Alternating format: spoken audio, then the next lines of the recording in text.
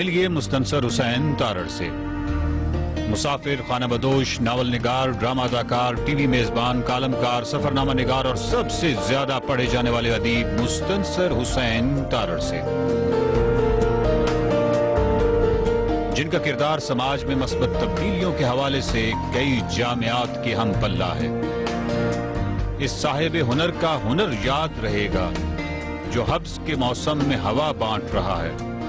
سر، اقبال خورشید نے کہا کہ اس کی سفید پروں تلے ریت تھی تو یوں اس قصے کا آغاز ہوا جس نے کنک کوٹنے کی عظیم دھم دھم کو جنم دیا۔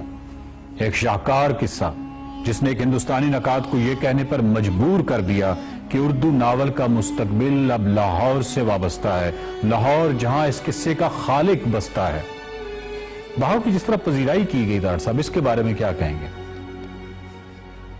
میں جب لکھ رہا تھا تو میری بیگم بھی بڑی پریشان تھی۔ ظاہر ہے کہ میں وہاں جا کے آباد ہو گیا تھا اس گھر سے، اور اس کو محسوس ہوتا تھا کہ یہ کٹا ہوا ہے، تھوڑا سا کٹا ہوا، تو میں ویسے ازل سے ہوں لیکن زیادہ کٹ گیا تھا۔ تو اس کو تھوڑا سا میں نے بتایا کہ اس قسم کی چیز ہے، تو اس نے کہا کہ یہ دیکھ لو کہ مطلب ہے کہ یہ پہلے اس طرح کا کوئی سلسلہ نہیں ہوا ناول میں کم از کم۔ ٹھیک ہے۔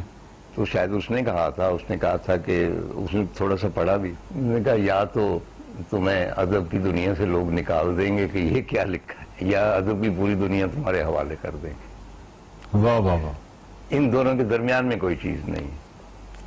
تو اس کی پذیرائی ظاہر ہے، اس نے مجھے خوشی دی کہ میں نے جو محنت کی تھی یا جو میری فینٹسی تھی، یعنی لوگ اس کو مت سمجھے، میں نے یہ مت خود کریٹ کی۔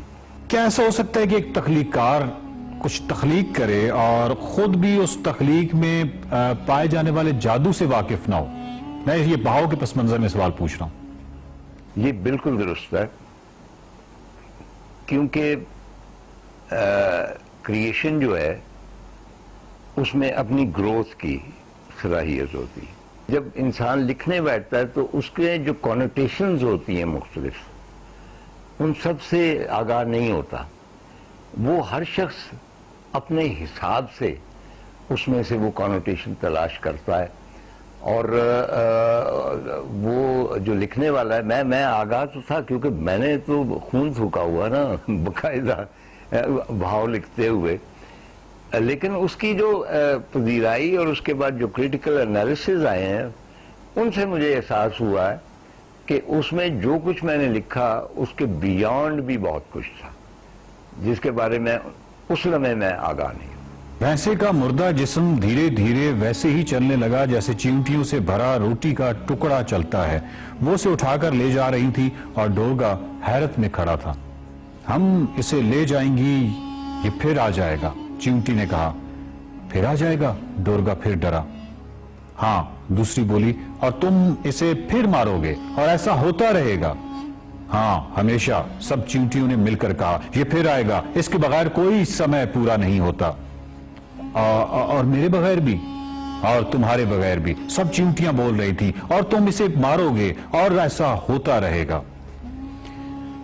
طاہر صاحب، میرے فیس بک کے ان باکس میں ایک بڑا خوبصورت سوال احمد بلال ہیں، کوئی چارسدہ سے، انہوں نے کیا، اور یہ میرا بھی سوال ہے اور یہ بہت سارے لوگوں کا سوال ہے کہ رکھوں میں جو بھینسا ہے وہ ڈورگا کے لیے، یعنی ڈورگا کے اس کا وہ حریف ہے، ڈورگا اس کو اپنا حریف سمجھتا ہے اور اس کو ناول کے آخر میں پچھاڑتا بھی ہے، مگر پاروشنی کے ساتھ جو بھینسے کے تعلق کی نوعیت ہے وہ کافی مختلف ہے۔ پاروشنی کے ساتھ وہ نرمی کا برتاؤ کرتا ہے، تو یہ بھینسا کس طرح کا استعارہ ہے؟ ایسا کیوں کرتا ہے؟ وہ جو آپ نے کہا تھا نا کہ بھئی اگر فلم بن بھی گئی تو 50% سینسر ہو جائے گی، میں اس کی تفصیل میں نہیں جانا چاہتا، لیکن یہ ایک اینشنٹ متھ ہے، پرانی، اس میں متھس بہت ساری استعمال ہوئی۔ جس طرح میں نے عرض کیا نا کہ اس میں آپ دیکھیں گے جو مثلا سیملیز ہیں وہ بالکل مختلف ہیں۔ وہ عام، کیونکہ اس زمانے میں پتہ نہیں کیا کہ جب وہ پاروشنی آتی ہے تو اس سے پہلے شہد کی مکھیاں بن بناتی ہیں، یہ میری اپنی بنائی ہوئی۔ اسی طرح جتنے بھی سیملیز ہیں وہ میں نے خود بنائی ہوئی، اس ایٹماسفیئر کو، اس زبان کو مد نظر رکھتے ہوئے۔ اسی طرح ایک مت یہ ہے کہ بھینسا جو ہے وہ ظلم، جبر اور طاقت کی علامت، اور جب بھینسے کو میتھیکل طور پہ ہلاک کیا جاتا تھا تو گویا بادشاہ کو جو حاکم وقت تھا اس کو ہلاک کرنا، یہ ان کا دونوں کا موازنہ تھا۔